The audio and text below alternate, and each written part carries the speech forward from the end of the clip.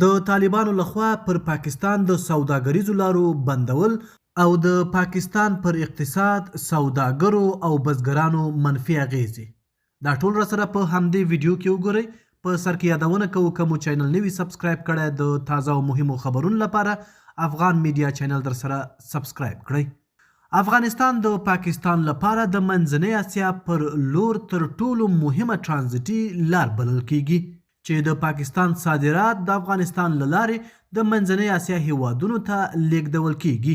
خو د لارو بندښت د صادراتو د ځنډ، د سوداګریزو قراردادونو د لغوه کېدو او د نړیوالو سوداګرو د باور د کمېدو لامل شوی دی. ځینو منځنۍ اسیا هیوادونه له پاکستان سره سوداګریزې اړیکې کمې کړي او بدیلو لارو ته یې مخه کړې ده چې دا کار د پاکستان پر بهرني تجارت مستقیم منفي اغیزې لري. د راپورونو له مخې تر ټولو ډیر زیان هغو پاکستاني بزګرانو ته اوښتی چې تازه میوې او سبزیجات تولیدوي. کچالو، پیاز، رومي، بادنجان، مالټې، کینو، انار او نور ژر خرابیدونکي محصولات د لارو د بند پاتې کېدو له امله پر وخت نړیوالو بازارونو ته نه دي رسیدلي.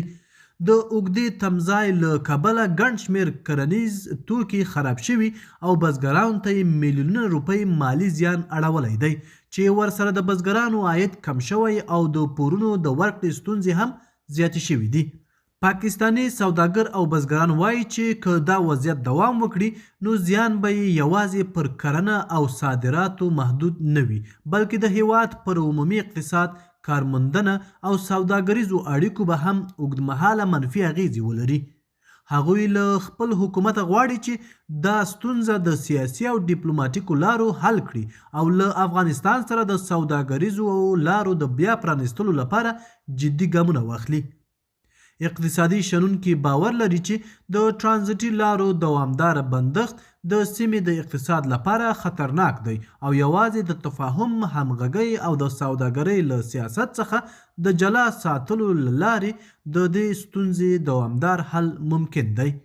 د نن ورځې خبر تر همدې ځایه و.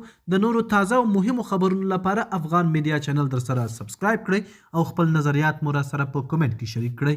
تر بیا ښه وخت.